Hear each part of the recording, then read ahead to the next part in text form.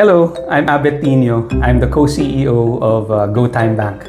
And we're here today to talk about making smart financial decisions. Online loan apps, on the surface, they may look like they're legitimate, diba? But in order to validate that, kailangan gumawa ka ng due diligence or research. So, saan nagsisimula yung research, diba? First of all, ang supervisory entity or ang humahawak ng business of lending or nagre-regulate ng business of lending is the SEC or the Securities and Exchange Commission. So, it's incumbent upon us if we want to borrow money or through these apps to find out, are they registered with the SEC? But is SEC the end all and be all of information in relation to the lending app? No.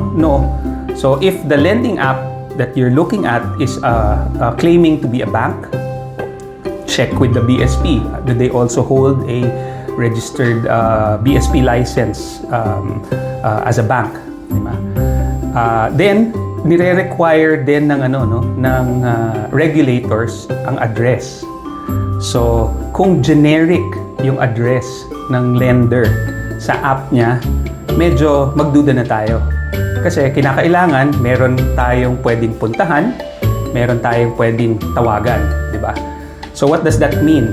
So after checking out these addresses and phone numbers, the next step is check with your LGU.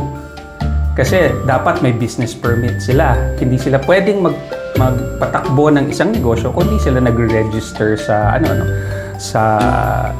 sa LGU. You might also want to check with BIR.